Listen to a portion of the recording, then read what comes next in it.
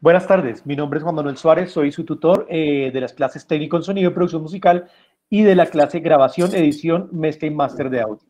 El día de hoy tenemos como invitado especial Andrés Gel. Él es percusionista, es músico profesional, percusionista, compositor, arreglista, productor y nos va a compartir parte de su trabajo, ¿cierto? También es ganador de un Grammy y nos va a compartir parte de su trabajo, ¿vale? Vamos a hablar hoy sobre la importancia, chicos, y sobre el aspecto artístico y aspecto tecnológico de la producción musical. Como ustedes saben, chicos, perdón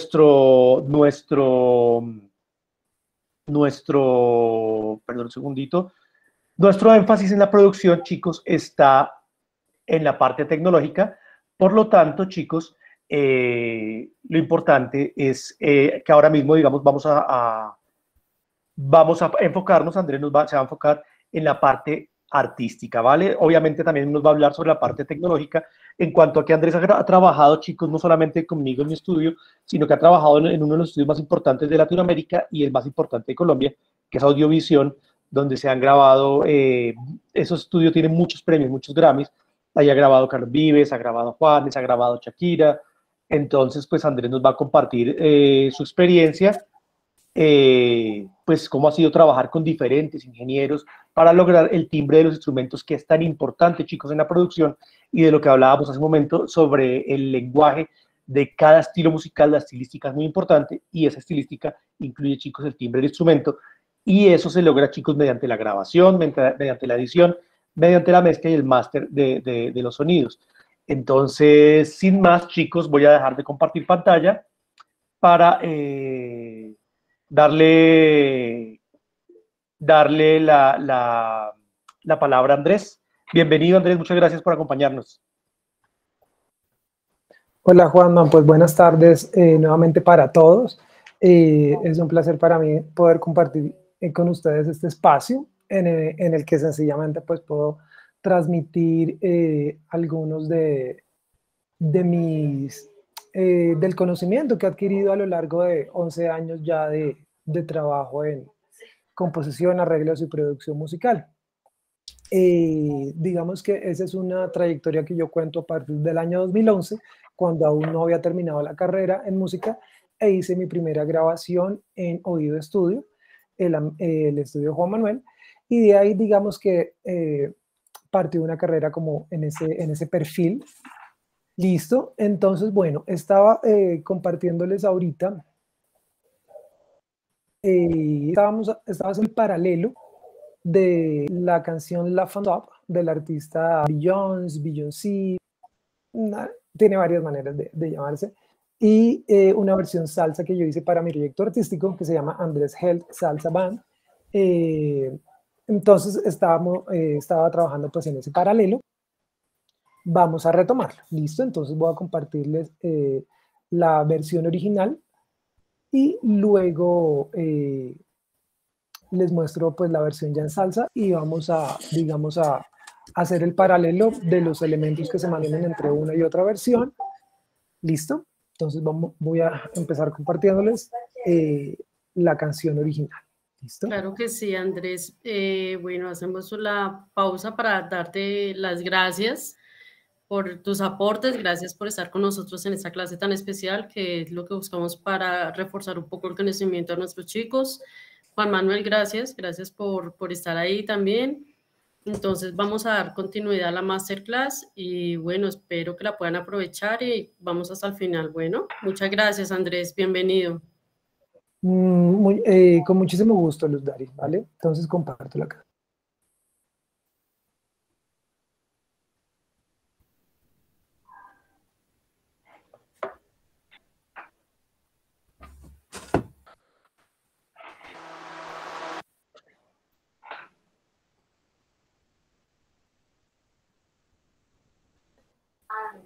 Listo, chicos, entonces aquí tenemos nuestra versión original.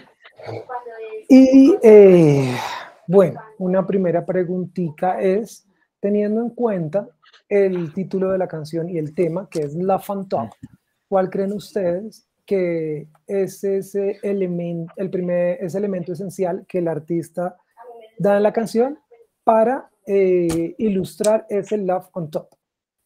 El sonido. Jeremia.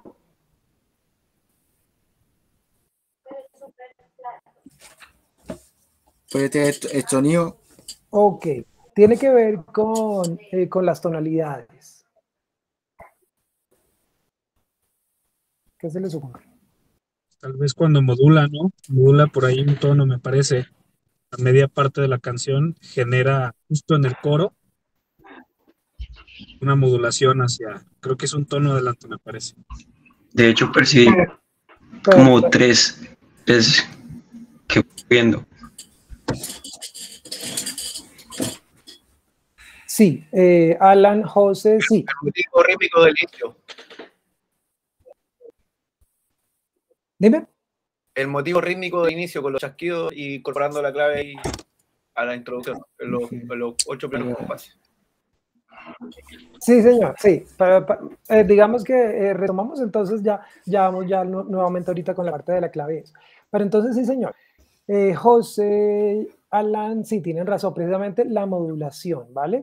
Es una canción que empieza en la tonalidad de Do mayor y modula por medios tonos 4 veces.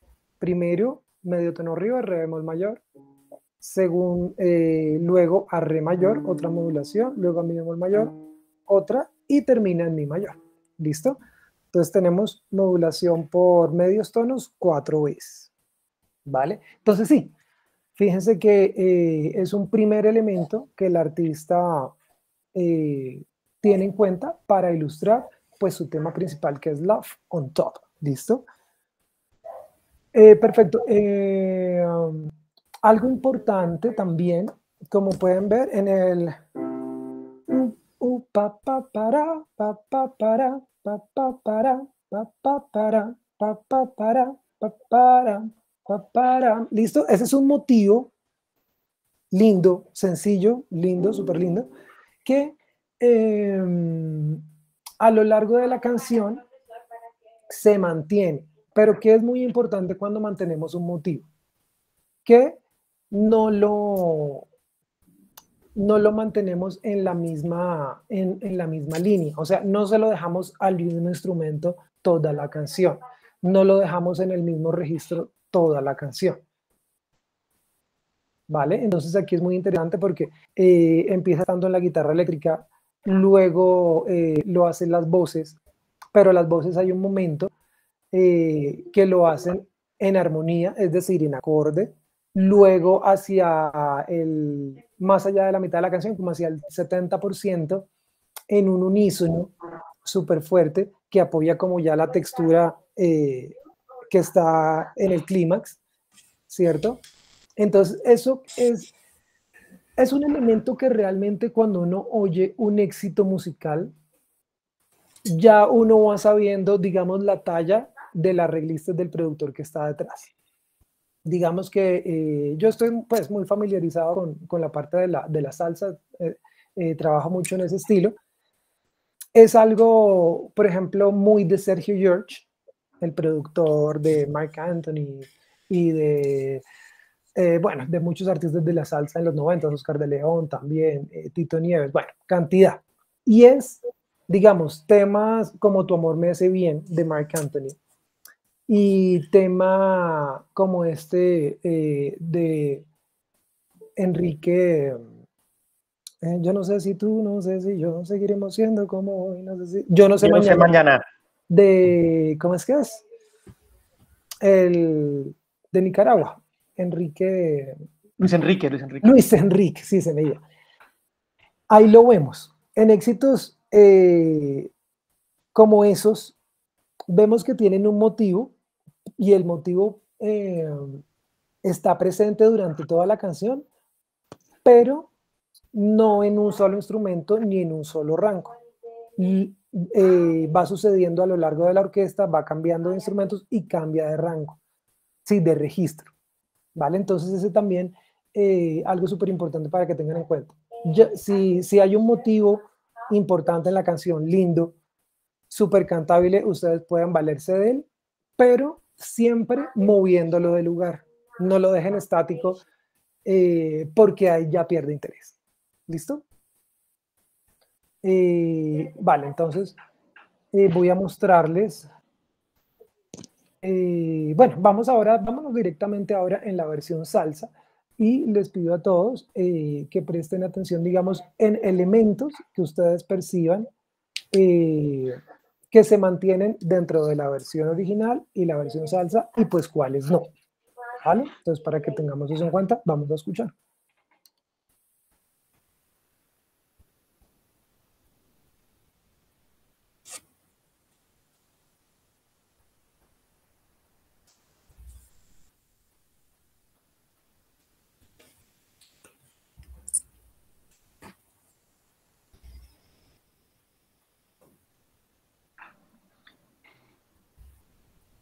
Si quieres, ponle pantalla completa al video, porfa, para verlo más.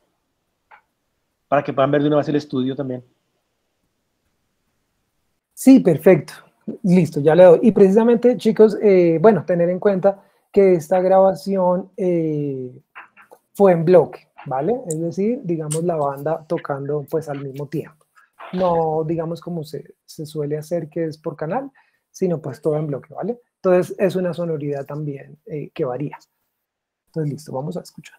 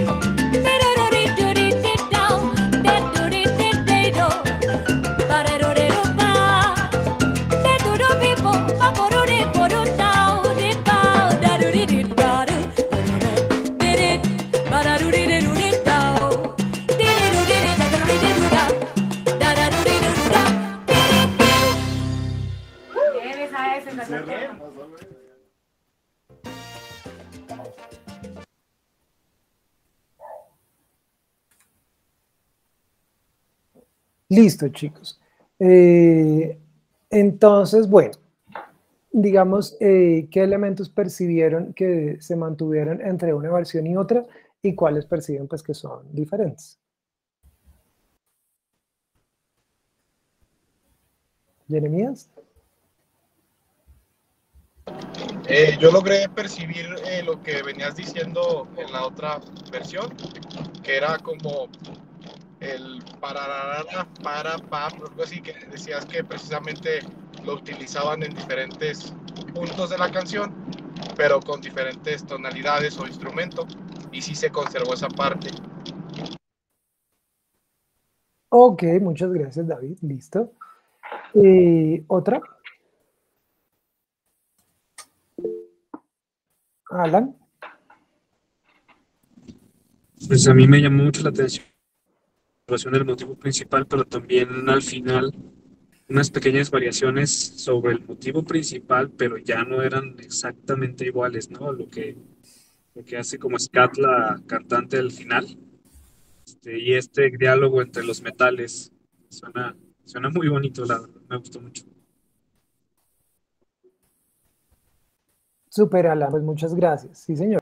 Es verdad, y justamente ese, digamos, es el nombre de ese estilo vocal que viene pues del jazz, cuando los cantantes pues dijeron, no, nosotros también podemos improvisar. Entonces surgió de ahí como ese movimiento súper interesante. Y sí, justamente ahí es, digamos, un unísono entre entre toda la banda, metales, piano bajo y voz con su ska. Súper, Alan. Gracias.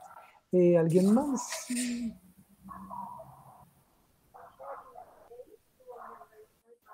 ¿Alguien más, chicos?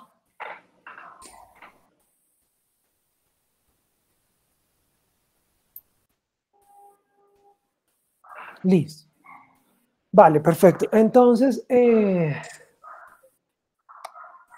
vamos nuevamente a percibir el comienzo. Prestemos atención a los chasquidos y a la clave. Vamos a escuchar ahí un segundo.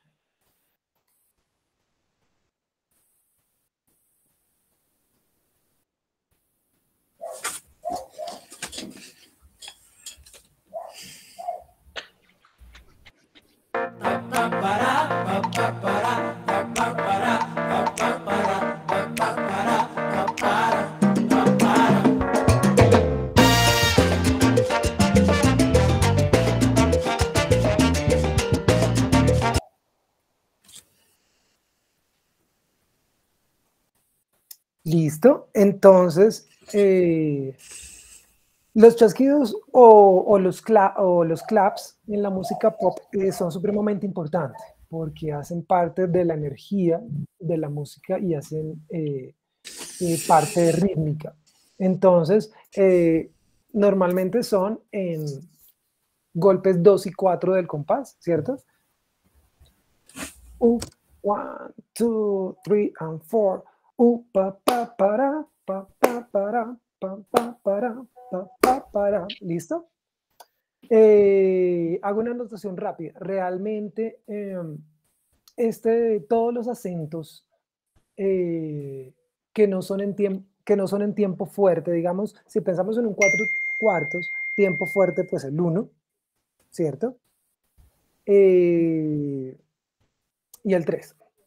Pero entonces, toda nuestra herencia de música que viene desde lo africano, luego lo afroamericano, ¿cierto? Tiene precisamente estos acentos en el 2 y 4, acentos en los contratiempos, ¿vale? ¿Cuáles? 1, 2, 3 and 4. 1, 2, 3 and 4. Esos son contratiempos, no son los tiempos fuertes. Y realmente toda esa herencia musical viene con estos acentos. Entonces, como estamos hablando de pop y de salsa, pues esto también viene de lo afroamericano, esa herencia, africano, afroamericano, y aquí, digamos, tenemos el elemento afrocubano en salsa, que es la clave, que entonces es una estructura rítmica 1, 2, 3 y 4. Pa, pa, pa, pa, pa, pa, pa, pa, pa. Entonces, desde el comienzo, como es una versión salsa de un tema pop, tenemos fusionados ya los dos elementos. A nuestros chasquidos, 2 y 4, y a nuestra clave. Entonces, digamos que ese es un primer elemento principal para fusionar nuestros dos estilos. ¿Listo? Vale. Vamos ahora. Bueno, ¿hasta ahí alguna pregunta?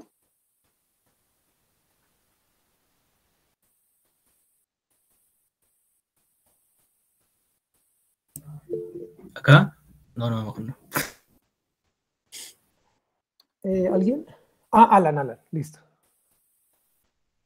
Sí, maestro, una pregunta.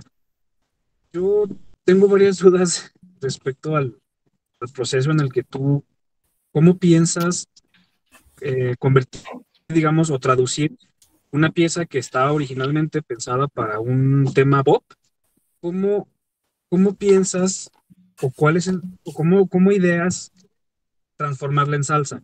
Porque si bien los temas se conservan, también es cierto que el fraseo es muy diferente, ¿no? O sea, yo veo, por ejemplo, ahorita esa parte del tema y bien el acento del 2 y en el 4 nos ayuda mucho como a sentir un poquito más el movimiento, pero el fraseo de la salsa es totalmente diferente a lo que se escucha en el pop, por ejemplo.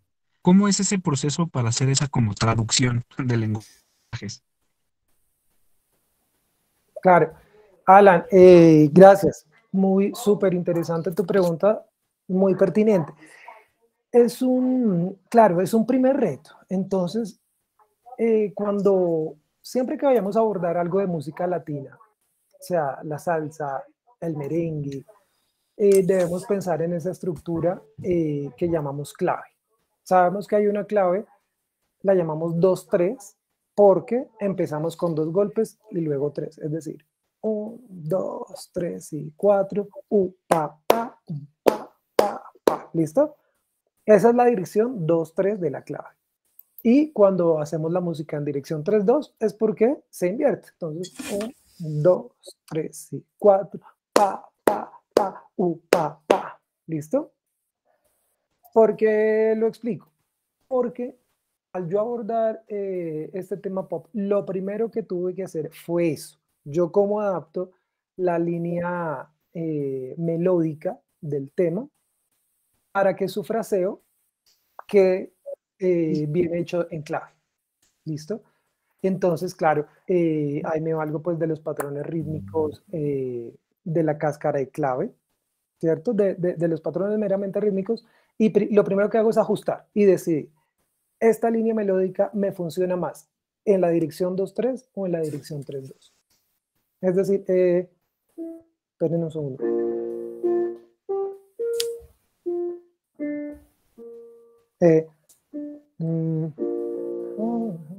Uy.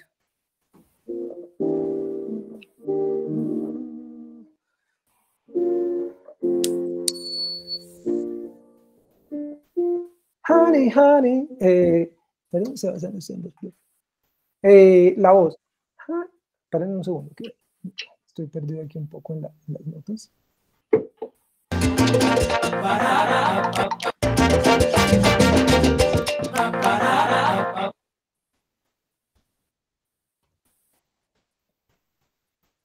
Y entonces, para este tema en específico, tengo que pensar en 2 cosas. Uno, la línea melódica, pero 2, ese motivo que es principal. Entonces, clave 2-3. 1, 2, 3 y 4.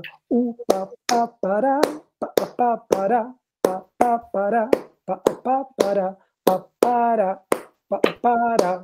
¿Listo? Si yo lo hago en clave 3-2, ¿cómo me suena? 1, 2, 3 y 4. Pa, pa, para, pa, para, pa, para, pa, pa, para, pa, para, pa, para.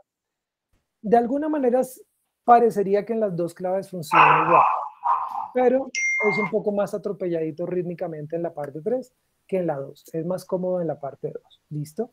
Y luego, entonces digo, listo, clave 2-3 me funciona para el motivo. Y luego me voy a la voz. Honey, honey. Esperen. No, esa no.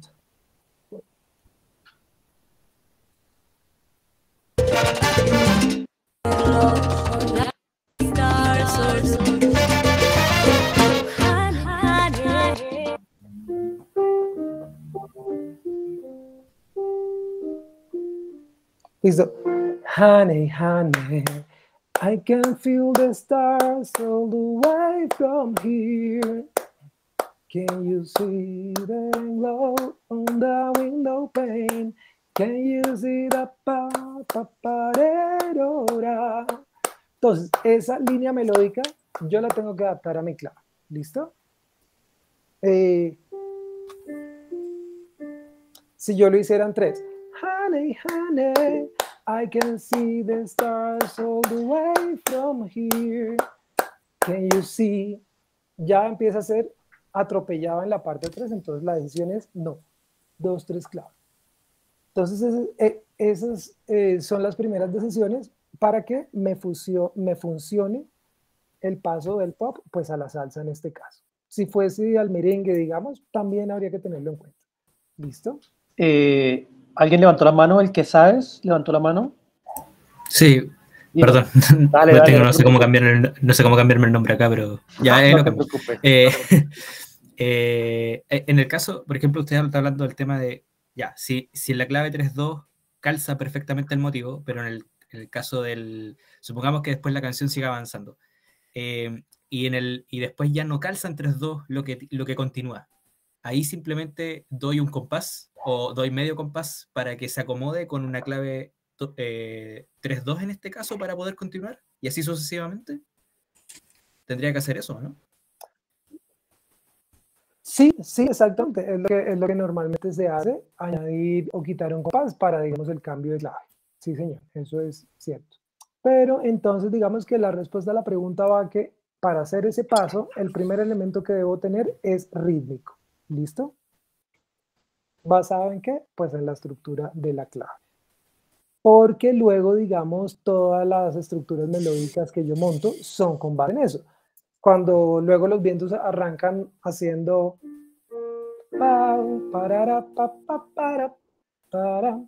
también es en clave. 1, 2, 3 y 4.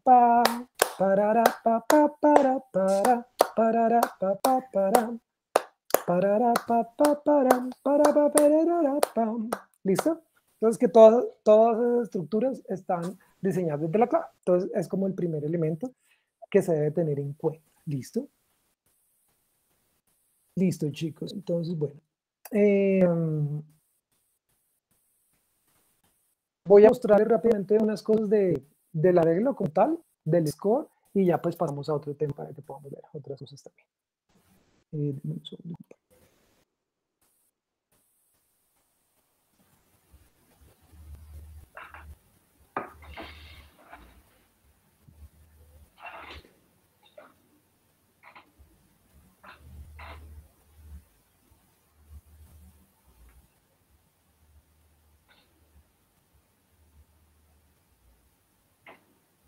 Listo. Entonces tenemos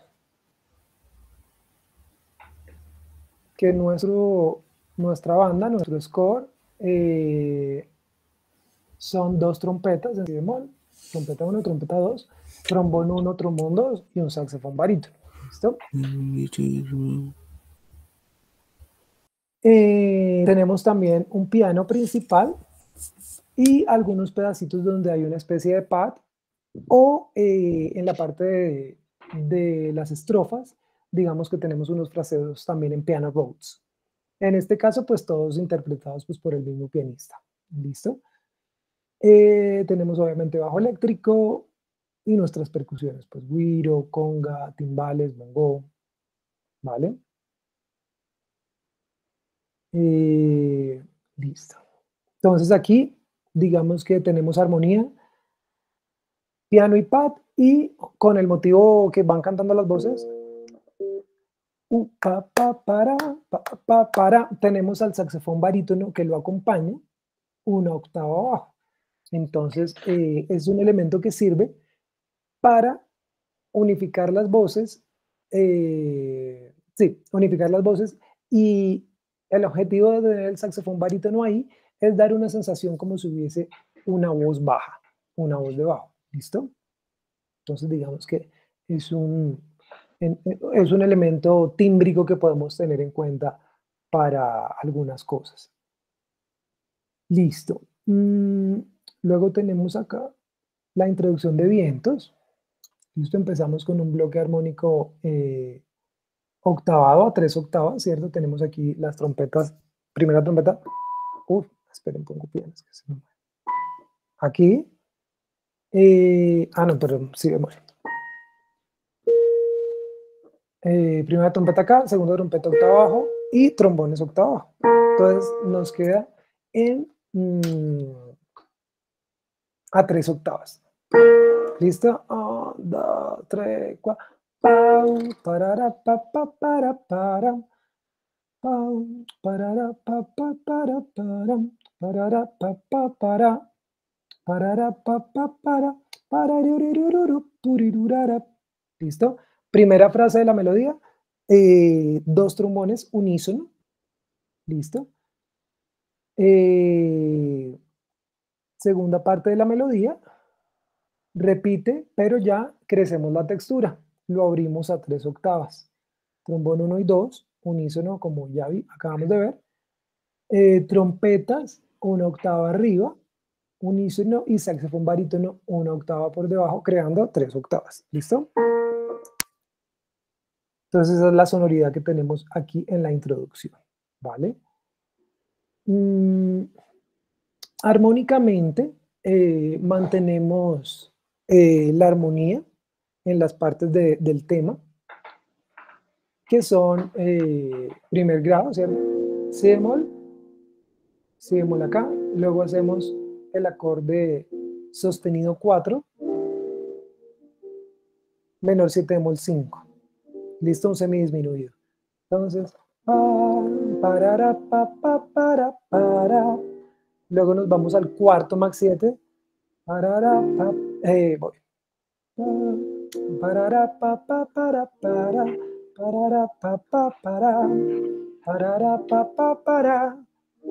Nos vamos a quinto suspendido. Y luego hacemos bemol 6 max 7, que es un acorde medio tono arriba del quinto grado. ¿Listo?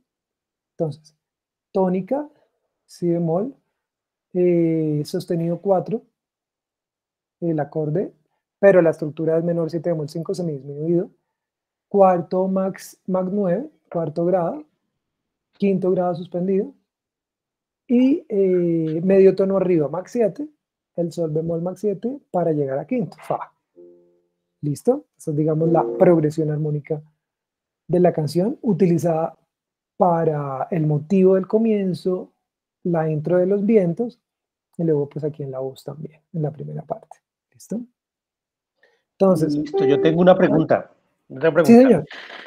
Cuando tú utilizas, digamos, los diferentes instrumentos, ¿cierto? Aunque estén octavados, antes de la primera parte que acabas de mostrarnos, están octavados en una octava, 2 octavas, 3 octavas.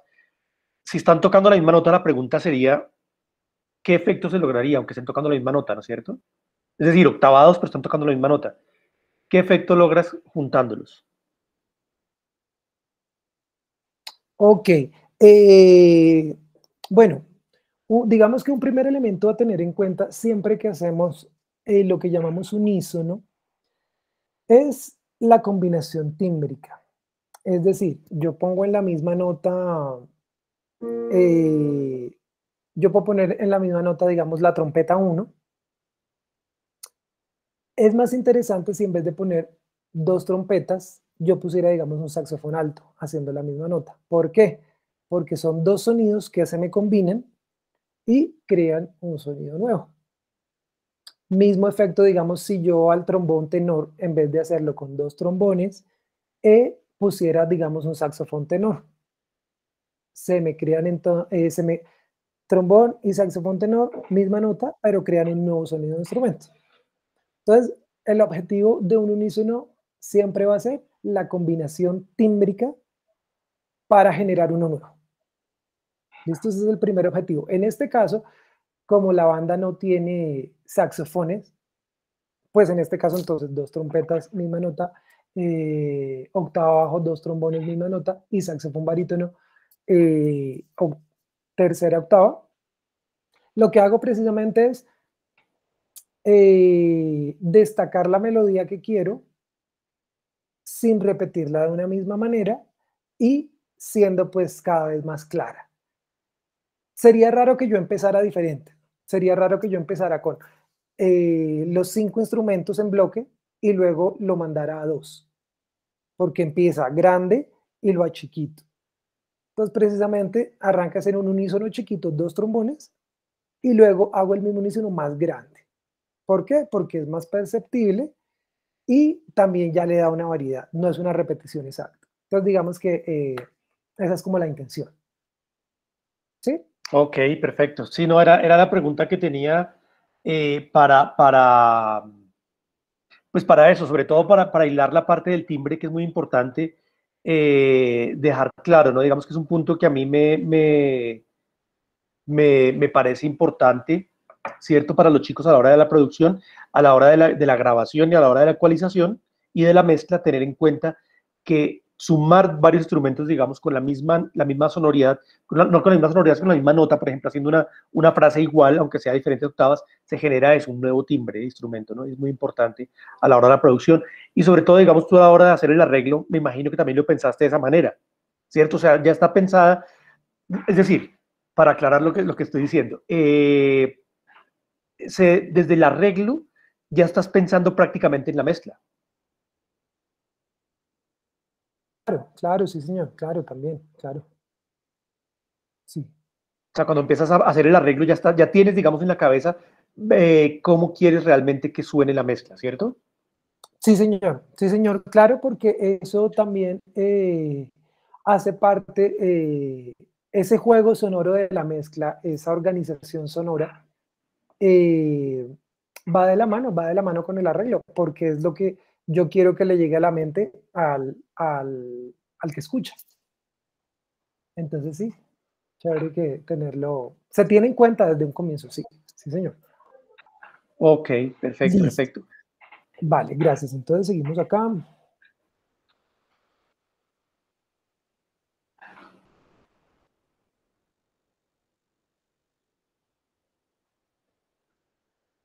Perdón, sí, seguimos acá. Listo, tenemos que en la parte del comienzo del verso achiquitamos la textura, solo sección rítmica y armónica, piano bajo, percusiones, la voz y el piano Rhodes pues haciendo unos adornos en la parte A. Luego ya en la parte B empezamos con unos apoyos chiquitos de background de los vientos, como vemos acá. Pa, pa, pa, 2, 3, 4, pa, pa, pa. ¿Listo? Para ir creciendo la textura de a pocos. Luego aquí tenemos un efecto armónico acá. Tenemos un acorde con cierto desplazamiento, ¿cierto? Entonces hacemos el acorde do menor aquí en esta parte. ¿Listo? Ay Dios, se me puso otra vez. Ya. ¿Listo? Y arrancamos con las primeras voces en el color 11 y la séptima. Sumamos la novena. No, perdón. Este también hubiera quedado lindo. Pero bueno, es este. Digamos que en la música popular este efecto se le llama campana, ¿vale? Porque esto es un acorde, pero no está tocado rítmicamente en bloque, sino tiene cierto desplazamiento. Entonces suena guapa pa pa, guapa pa pa, suena de esta manera. ¿Cierto? Pongo el bajo. Aquí. ¿Listo? Entonces un acorde de do menor 11 tocado de esa manera. Acá unos apoyos. Listo.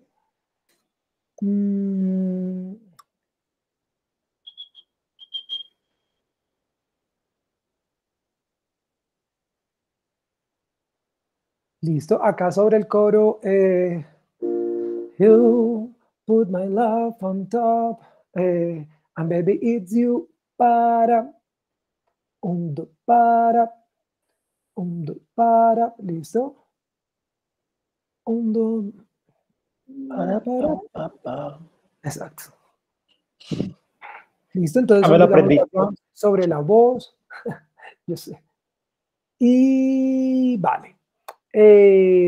Digamos, para pasar a otro tema, algo que obviamente no tiene la versión original, al ser una versión pop, que sí los tiene la versión salsa, es lo que conocemos como coros y pregón. Entonces el coro, you put my love on top, tú me das al cielo, pa pa pa, po, prerura, pra, parerurara. ¿Listo? Sobre una armonía sencilla, pero entonces creamos ese coro. Armonía primero, sexto, segundo, quinto, 7. Entonces tenemos coro pregón, porque es característico de la salsa. Luego tenemos un mambo, característico de la salsa. Parara, parara, parara, parara, parara, parura. ¿Listo? Y luego un puente que hace como pari, pururi, tiri, paparori, papapotiri, papi, pa. ¿Vale? Un puente. Entonces, como es versión salsa, hay que tener elementos característicos de la salsa. Coros y pregones y mambo. Y luego pues un coro 2. Algo importante que no me lo inventé yo, ni se lo inventó Tony Zúcar, sino que viene sucediendo desde que arranca el movimiento de la salsa, es la combinación de idiomas inglés y español. Hay un ritmo cadencioso que se llama boogaloo, y en las canciones de boogaloo, desde ahí se hacía combinación de idiomas, inglés-español. Entonces, por eso, digamos que es un elemento que cuando hacemos este tipo de versiones se utiliza también la combinación de los idiomas. ¿Alguna pregunta por aquí? Okay. Vale. Listo. Entonces, chicos, ¿alguna pregunta acerca de la canción, de la parte del arreglo, alguna cosa, antes de pasar a otra canción? A mí me gustaría, ¿sabes qué? Que nos hablaras un poco sobre la experiencia de la grabación en estudios de ese nivel, de ese tamaño, ¿vale? Porque claro, pues mi estudio pues, no tiene obviamente ni la mitad de los equipos, ni la mitad de capacidad de espacio que tienen un estudio pues como es ese estudio, donde como les comentaba antes han grabado los mejores y los más... sí, estudio audiovisión, sí. Donde han grabado los mejores músicos y los más conocidos, por lo menos de Colombia, ¿cierto? Entonces, me gustaría que por favor, pues nos contaras cómo fue la experiencia de grabar en ese estudio, con esos equipos, con esos ingenieros, ¿cierto? Que, claro, grabar con una consola, digamos que ya es una consola de una marca mítica, ¿cierto? Perfecto, Juanma, claro que sí. Bueno, mira, primero, como anécdota, algo, digamos, gracioso que me sucedió fue, digamos, al momento de negociar las horas de grabación, porque yo tenía claro que queríamos grabar 4 canciones para hacer un EP chiquito en vivo, ¿listo? Entonces, me dijeron, bueno, sí, la hora de grabación cuesta tanto, en ese momento la dejaron a súper buen precio, y es decir, entonces el dueño del lugar nos sugirió, listo, para grabar esas 4 canciones en formato de banda salsa, que ustedes son 13 músicos, yo les sugiero aproximadamente de 8 a 12 horas. Y yo, uy, no, pero ¿cómo así que tanto tiempo si vamos a grabar 4 canciones? Yo hice cuentas, por mal que nos vaya, 1 hora por canción, pues ya nos queda bien. no necesitamos todas esas horas, ni 8 ni mucho menos 2. Entonces me dicen, no, un momento. Lo primero es que en ese tipo de estudios, las primeras 3 a 4 horas ya se van en seteo, en que llega el ingeniero y sus asistentes, y todo el tiempo de seteo, antes que para tener preparado cuando ustedes ya lleguen, ya eso toma de 3 a 4 horitas por el formato de la banda. Entonces fue como mi primera novatada de, madre, no es tan como yo pensaba. Entonces, para que también lo puedan tener en cuenta en el momento que ustedes piensen en alguna grabación, digamos en bloque, en un estudio grande o algo así, como esos tiempos. Luego, bueno, estos estudios obviamente, digamos que la parte de metales la grabamos en un espacio, ¿cierto? Para conservar esa sonoridad. Normalmente los metales, chévere si se pueden grabar en un recinto con maderas, ¿cierto? Para esa acústica, esa reverberación natural y esos aspectos que funcionan muy bien. Entonces era un espacio grande con maderas donde podíamos tenerlos en bloque. ¿Listo? Ahí mismo tuvimos en ese espacio al piano y al bajo, pero ellos ya iban, digamos, por líneas. Entonces, hay mismo espacio. Para los timbales, que son pues la batería de la salsa, que es un instrumento tan brillante, ya nos ubicaron, pues me ubicaron en un cubículo para no hacer como toda esa combinación de frecuencias y tímbrica ahí en la mezcla para que no quedara algo saturado.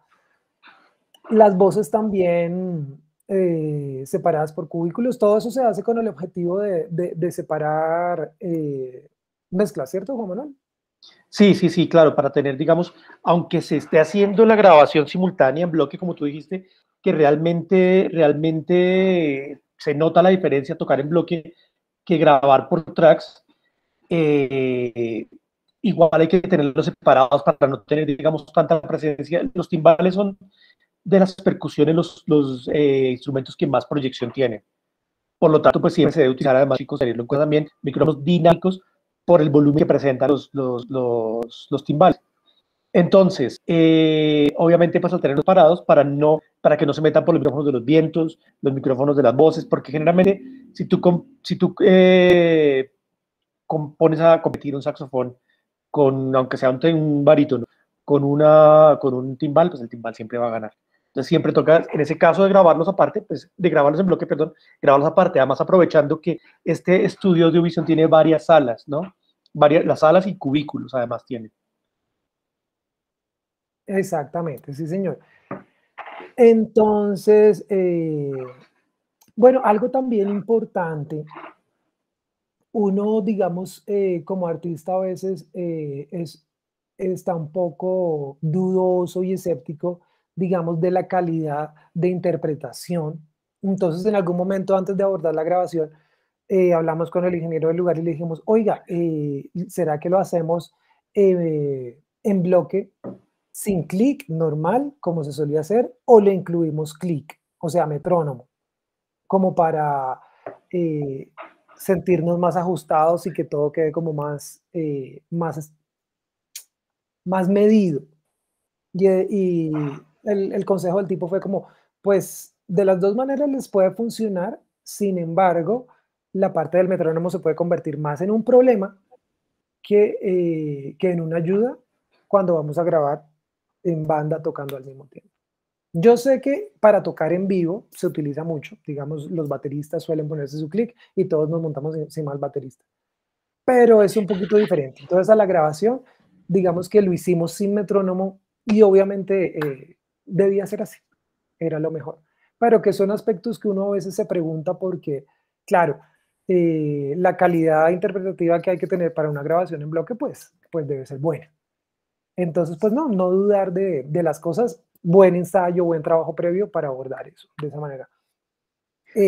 Bueno, eso es importante, perdóname que te interrumpa. Lo hemos visto en las guías, chicos, aquí lo hemos leído de la parte de preparación, de la parte de preproducción. Es muy importante, chicos, eso. Recuerden que hay una guía que nos dice que tenemos que tener ensayos previos, escuchar a la banda cómo suena, porque hay un amigo, tiene un dicho que es muy bueno y es muy cierto, y dice que lo que no se ensaya no existe. Imagínense además lo que estaba contando Andrés, que si él va a ir a grabar a un estudio que el precio por hora es bastante elevado, y resulta que no se ha ensayado y entonces llegar a ensayar allá, imagínense a cuánto cuesta la hora de ensayo, ¿no? Entonces siempre, chicos, intentar eso, pues manejarlo de esa manera, ¿no? De decir, bueno, vamos a ver el ensayo, yo como productor tengo que ir a escucharlo. Si ustedes son parte de la banda, pues como productor tienen que ir a escuchar el ensayo, a escuchar a la banda también en vivo. Es súper importante eso, ¿vale? Sí, señor. Entonces, y bueno, la experiencia de estar tocando, en mi caso que igual estaba tocando percusión dentro de la grabación, es increíblemente maravillosa. O sea, cuando hoy es materializada una idea con una banda en vivo y que tienes unos audífonos puestos y ahí todo te suena, tienes claro todo, eso de verdad que como músico es de los mayores regalos que uno se puede dar. Y es fundamental. También todas esas horas de seteo son importantes porque todo el mundo debe estar cómodo oyéndose bien. Tanto oigo a mis compañeros como me oigo yo. No sirve que yo oiga a mis compañeros y no me oiga yo. No sirve así porque si soy un instrumento de viento me va a generar desafinaciones. Si soy un instrumento de percusión, fallas rítmicas, acople. Entonces no, importante, escucho a mis compañeros, pero también me escucho yo. ¿Listo? Y que 13, 15 músicos estemos todos listos, estamos bien para grabar, toma también al menos su hora de solo chequear esa parte. Claro. Pero ya cuando eso está, ya todo camina. Ya lo más duro y más largo es el seteo, pero ya cuando arranca la música, realmente hay que hacer pocas tomas y escoger pues la mejor. Digamos que sí, eso es lo que se suele hacer. Bueno, listo. Eso es la parte de la grabación. En la parte de mezcla, digamos que tú generalmente tienes el concepto de la mezcla muy claro, ¿cierto? Y digamos del paneo, de cómo generar ese espacio dentro de la mezcla. Pero en este caso, por ejemplo, trabajaste con un ingeniero de sonido que estaba haciendo la mezcla y tú simplemente pues dirigías como productor la mezcla. ¿Cómo es ese proceso, digamos? ¿Cómo fue ese proceso de mezcla y máster con esa gente? Listo. Ese proceso, pues normalmente lo primero que hace un ingeniero que va a mezclar, ¿cierto? Es como preguntar por las preferencias de estilo y de sonido. Entonces le dicen a uno, no, pues igual, páseme una referencia de cómo quiere llegar a sonar, hablemos del estilo que quiere lograr. Eso es como lo primero que siempre un ingeniero pregunta. Entonces uno le pasa una referencia. Con base en eso, es importante también dejar en libertad trabajar la primera parte del ingeniero. Digamos que fue algo que Juan Manuel también me enseñó hace bastantes años. Y es como, primero antes de reunirse productor e ingeniero de mezcla, obviamente, hablan de sus referencias y todo, pero deje trabajar al ingeniero. Luego que el ingeniero ha trabajado, ahí sí se reúne con él y empiezan a oír cosas y empiezan, digamos, ya a revisar aspectos puntuales. ¿Listo? Pero sí es importante eso, chicos. Dejar trabajar al ingeniero de mezcla porque en mi caso, mi gran fuerte es ser músico. Y la parte artística de la producción, sí, ¿no? La parte artística. Pero hay ya una serie de elementos técnicos que ahí siempre hay un experto que sabe más que uno de eso. Entonces, dejar que esa persona haga los aportes. ¿Qué otra cosa? El máster. Bueno, en cuanto al máster, bueno, es algo que a veces los ingenieros de mezcla hacen también el proceso de mastering. A veces no, a veces esos ingenieros de mezcla también tienen, digamos, como unos aliados que trabajan solo mastering y pues tienen unos equipos análogos y todo el rollo para solo medirlo mastering.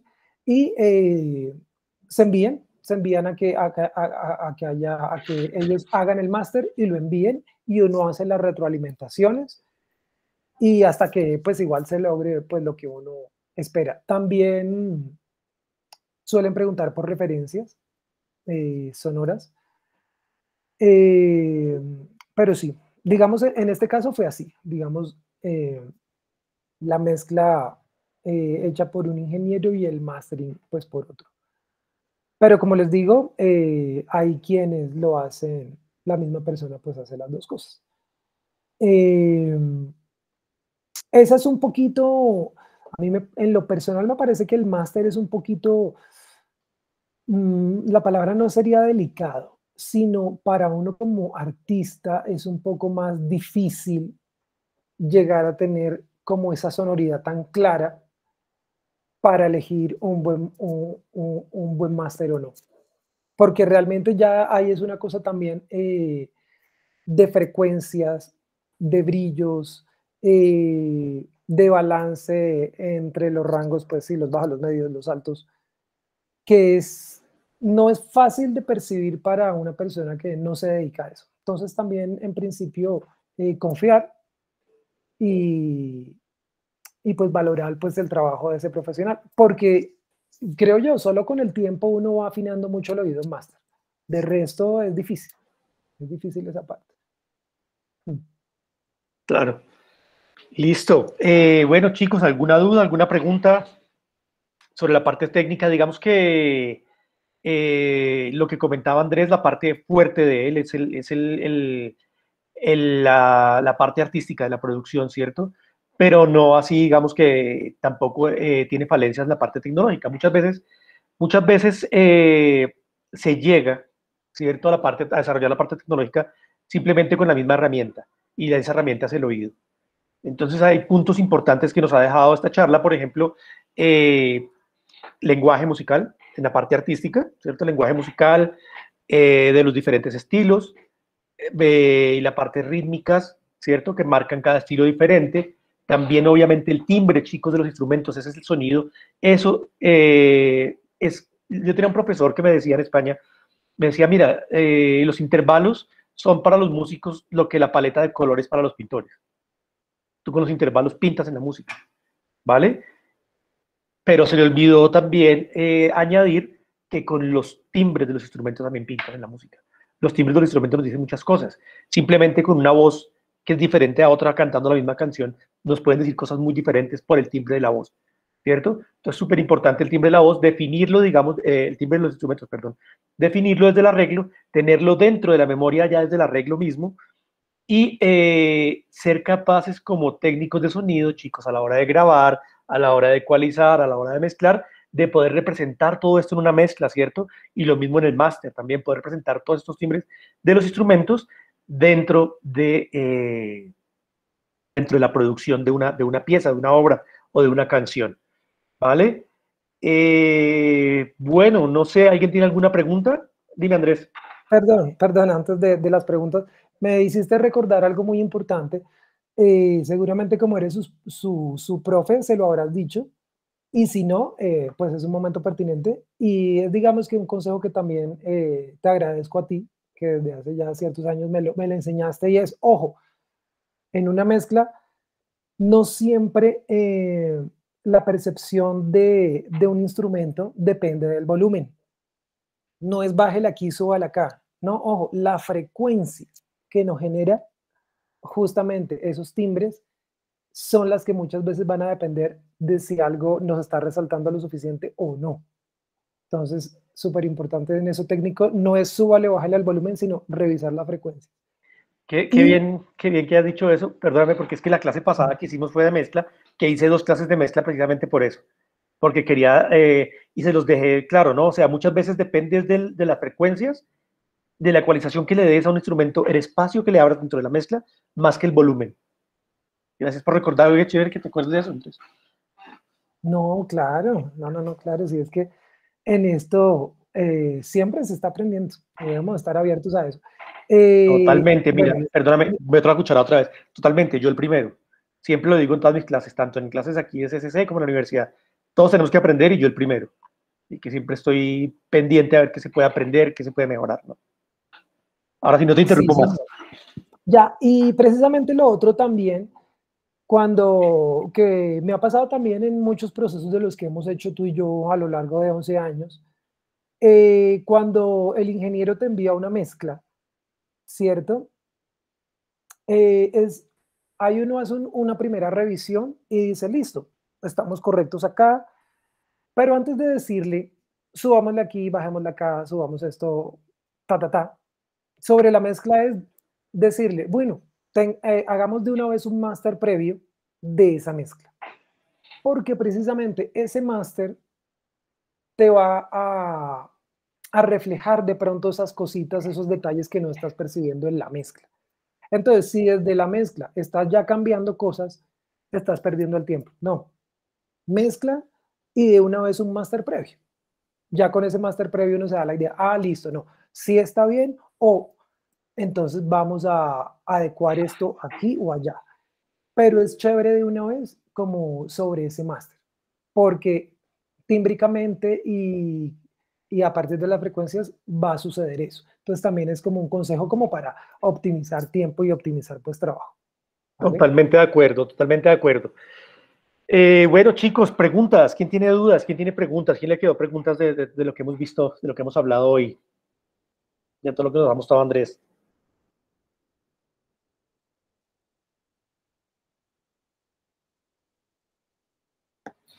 Yo quería preguntar, ¿qué micrófono ocupaste y preamplificador en el estudio? ¿Recuerda algo, no? Porque vi ahí Telefunken, pero no me di cuenta del micrófono vocal que usaron, que me gustó mucho el timbre que tiene. Ok, pues bueno, mira, en esa experiencia, sinceramente, obviamente sabe uno para la voz principal, sobre todo voces, pues esos instrumentos, pues micrófonos de condensador y los dinámicos, como decía Juanma, pues para el resto de instrumentos. Pero que yo te pueda decir la referencia o algo de esos ahí, confié plenamente en los ingenieros de grabación en ese momento. Porque claro, también cuando estás liderando un proyecto, son muchísimas cosas que abordas en un momento de trabajo que a veces no te da tiempo para revisar muchos detalles. Entonces, realmente en ese punto confié en la, digamos, la microfonería que ellos manejan. Y ese micrófono vocal sé que es también mítico, es un micrófono muy bueno. Telefunken. El No sé si micrófono Telefunken. El micrófono es un Telefunken, no recuerdo bien la referencia, pero es un Telefunken. Y preamplificador, yo conozco los preamplificadores que tienen en ese estudio, cuentan con Avalon. Y Avalon fue, yo creo que con ese fue el que preamplificaron la voz. Un micrófono de condensador.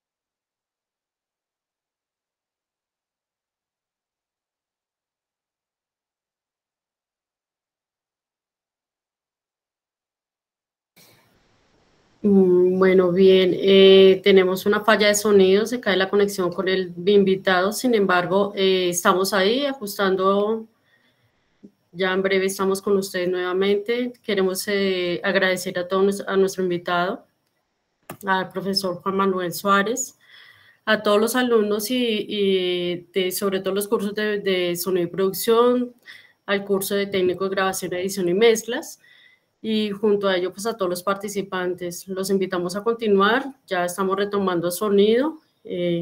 Continúa, Juan Manuel.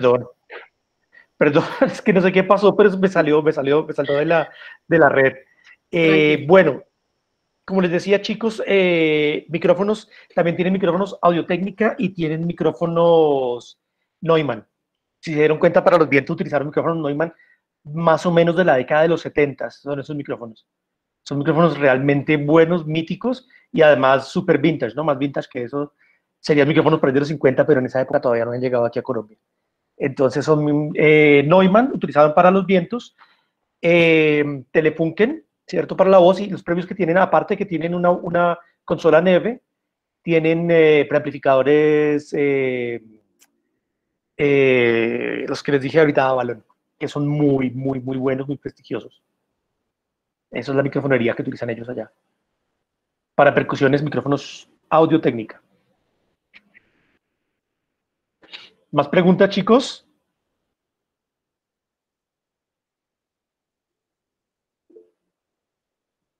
Sí. Tía Choripán. Tía Choripán, sí, sí. Tengo una consulta porque, bueno, yo hago canciones y ya a veces me complica el tema de que, bueno, en el computador y audífonos se escucha bien, pero al momento de reproducirlo en el celular se escucha no tan bueno. Entonces, tengo la duda de cómo se puede arreglar eso. Bueno, mira, generalmente mezclar, yo te recomiendo que no utilices audífonos. Mejor mezclar con monitores. ¿Vale? Los monitores te van a dar mejor la referencia de lo que vas a mezclar, por un lado. Y por otro lado, pues también es cuestión de ecualizar, ¿no? De ecualizar, y a la hora de la mezcla, pues las técnicas de ecualización te van a dar la oportunidad y la capacidad para tener una mejor referencia, para tener un mejor sonido.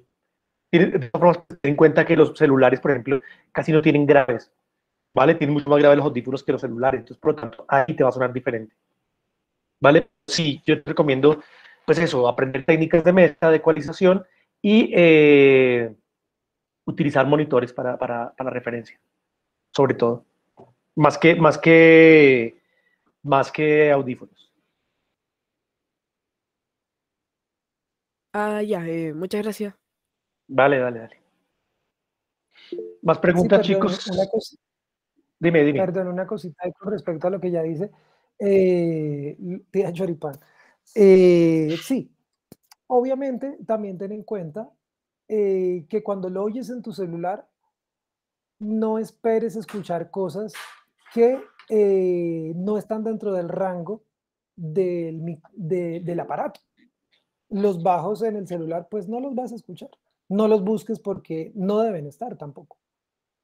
¿Vale? Entonces Exactamente. también dependiendo del sistema de audio donde escuches, vas a tener el rango completo o no.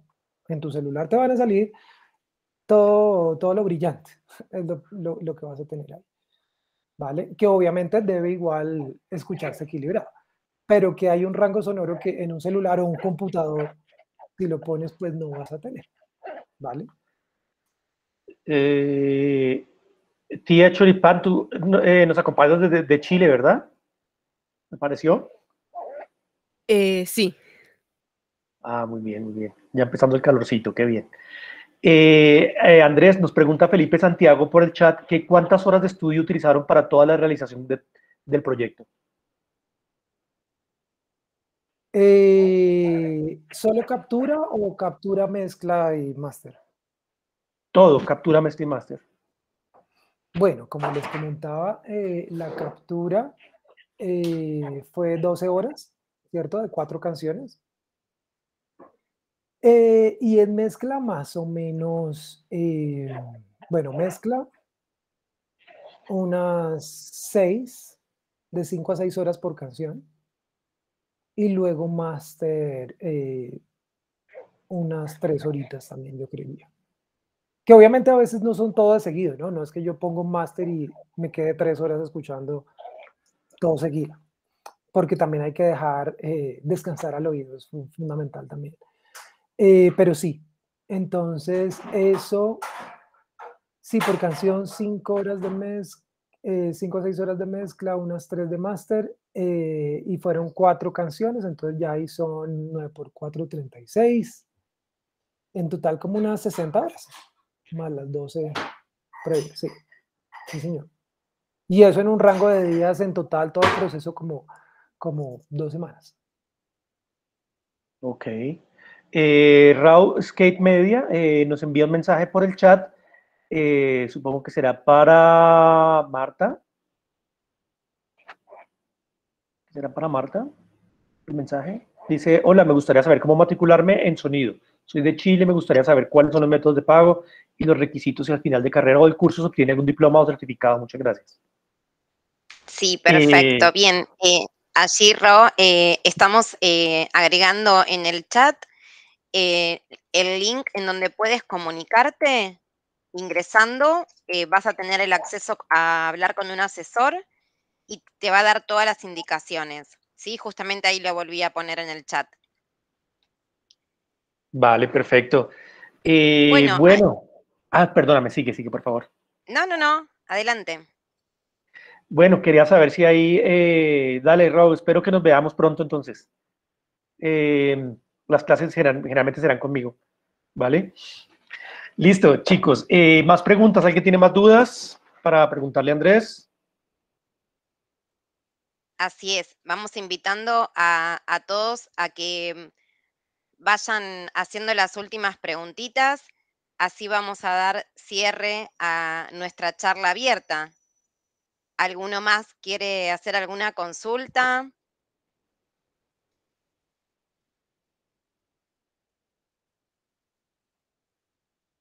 Bien. El que sabes, cuéntanos. Sí. Hola, volviendo a lo que estaba hablando sobre el tema de mezclar con audífonos, es que el tema es de que yo tengo acá unos Audio Técnica, pero claro, son de monitoreo, no son para mezclar. Pero ¿y cómo puedo solucionar? Porque no tengo, en este momento, no tengo dinero para monitores y yo mezclo con el computador, las mezclas que hago para la iglesia. Entonces, ¿cómo le hago para poder mezclar y que suene bien?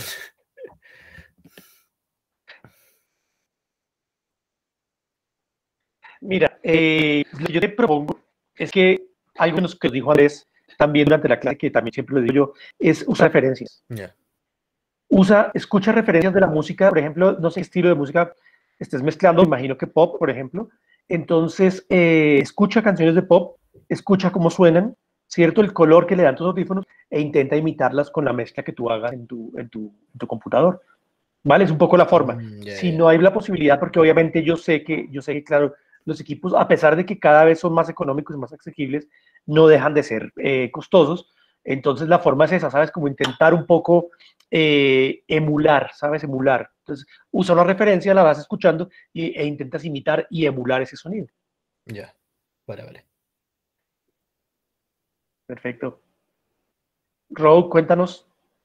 Para complementar lo que preguntó el amigo, yo una vez le escuché a un profesor que una vez exportada las pistas o la mezcla en sí, lo que podía ayudar por la falta de, digamos, de equipo, en este caso de monitores, es tratar de escucharlo en distintos tipos de dispositivos, en teléfonos, en radios, por ejemplo, para tener más o menos una noción de cómo se escucha.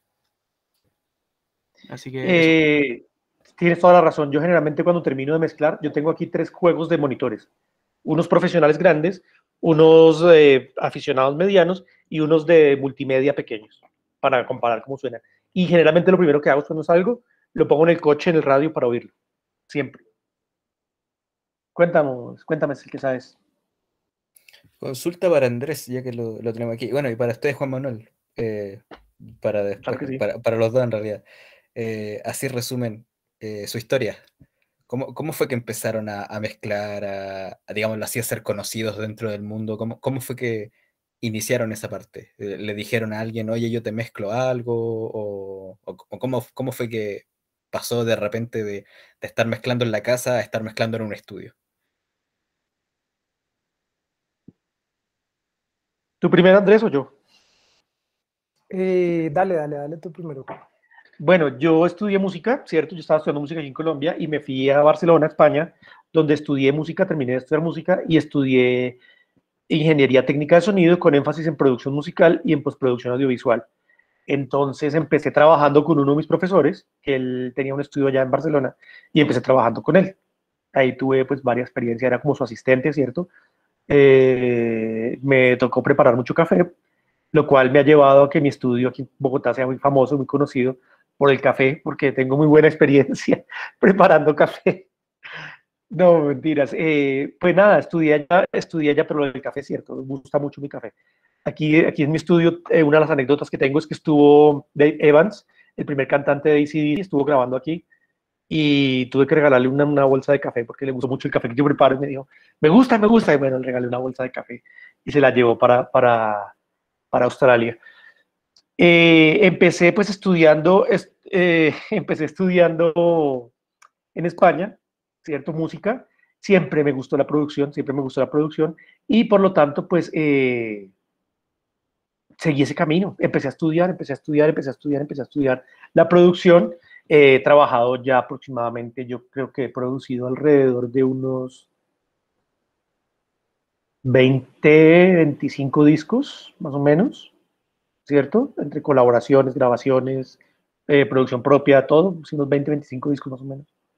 Y llevo de profesor, además, también en la escuela, en la universidad, 12 años, más o menos, aproximadamente también.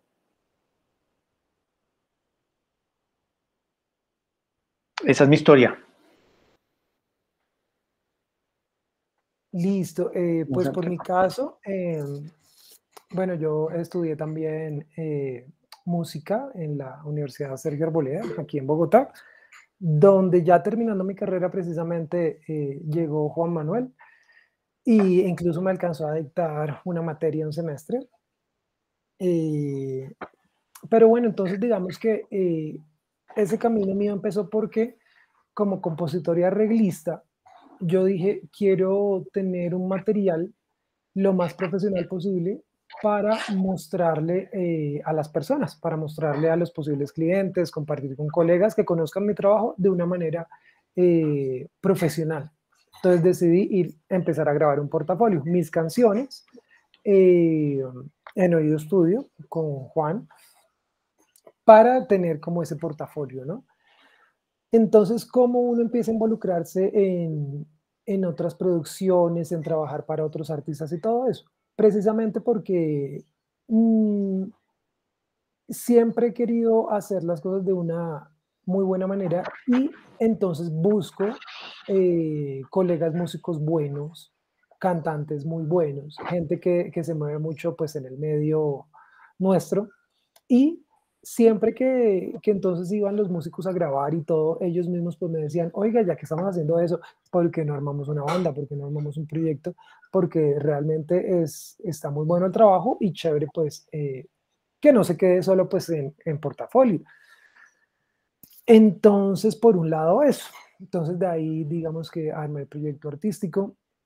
También luego yo hice hacia el año 2015 un taller universitario, digamos, enseñando cosas de fundamentos conceptuales y prácticos en la salsa. Y de ahí, digamos que dentro del público, hubo un par de personas que se interesaban al trabajo de lo que oyeron, porque el cierre del taller era hacer música en vivo. Entonces hice pues música propia, gustó, y de ahí pues digamos que me contrataron para un par de cosas.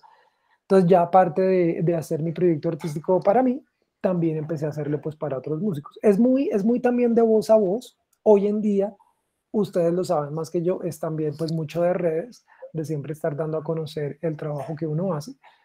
Y siempre de una manera muy pulida, muy profesional, sin importar los recursos, porque también sabemos que es una profesión que es costosa y la producción en sí es costosa, pero sin importar qué tanto para invertir allá o no, siempre procurar con los elementos que se tiene hacer las cosas pues de la manera más profesional.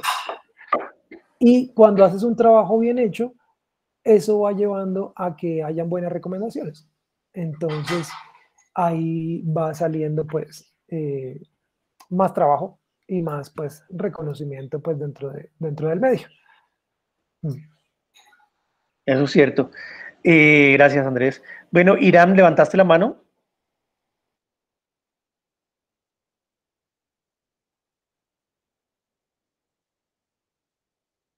Irán. Sí, buenas tardes. Aquí mi pregunta nada más era rápidamente. Es cuando están por grabar varios músicos o mezclar ritmos latinos, como comentaban, donde son varios intérpretes, ¿ustedes recomiendan grabar todo en conjunto o grabarlos con instrumentos por separados? Bueno, eso depende. Depende primero si está muy bien ensayado, muy bien acoplado el bloque de músicos. Si está muy bien acoplado, está muy bien ensayado y las condiciones del espacio se prestan para eso, sí, claro, en bloque se puede grabar. Y como decía Andrés, es una sensación muy diferente para los músicos y es una sonoridad diferente. Si resulta que no están tan bien acoplados y no, el espacio no se presta, pues lo mejor en ese caso sería grabarlo por tracks, por separado. Algunas veces, por ejemplo, a mí me pasa, yo trabajo mucho con músicos de sesión, ¿cierto? Que no tocan juntos, y lo que hacen es venir, cogen la partitura, graban, y hasta luego el amigo, y ya simplemente es para un cantante graban. Entonces no tienen digamos, como esa necesidad de grabar en bloque, ¿vale? Ni esa necesidad, ni digamos que se presta tampoco la situación. Ah, ok, entendido, gracias. Vale, perfecto. Bueno, chicos, Bueno. Sí, dime, Marta. Muchísimas gracias. Eso, Juan Manuel. Queremos agradecer especialmente a nuestro invitado Andrés Gel, que nos ha compartido, bueno, toda su experiencia y la gran trayectoria en la producción musical, y que, bueno, también muy amablemente ha aceptado tu invitación, ¿no?, a participar de esta iniciativa, sobre todo que queremos hacerle saber a los estudiantes y a los alumnos y a los participantes de esta iniciativa del área de docencia, especialmente que aquí está presente nuestra directora Luz Darí Casalias, y también del área de producto, que permiten que se lleve a cabo estas charlas abiertas tan interesantes para los alumnos y también todo el público en general interesado que hoy estuvo presente. Por supuesto también a nuestro profesor Juan Manuel Suárez y a todos los alumnos del curso técnico en sonido y producción musical, también a los alumnos de técnico en grabación, edición y mezcla de audio que están presentes, y a todos los participantes. Así que bueno, muchísimas gracias a todos. Y con esto damos por finalizada la charla sobre las técnicas de producción. Muchas gracias a todos. Andrés, muchas gracias por acompañarnos. Yo sé que pues tienes un tiempo el tiempo tuyo siempre está contado, ¿no? Que tienes muchas ocupaciones, porque además Andrés, como saben, también es músico, no solamente productor, sino también es músico, entonces está tocando, está por todas partes haciendo pues conciertos, entonces pues nada, gracias por regalarnos parte de tu tiempo para contarnos sus experiencias. A todos, gracias por acompañarnos. Espero verlos en las próximas clases que tengamos. Muchas gracias y hasta luego, que estén muy bien. Con muchísimo gusto. Buenas noches para todos. Muchas gracias. Vale. Chao, Andrés. Gracias, Juan Manuel. Hasta luego, chao, que estén bien. Chao, chao.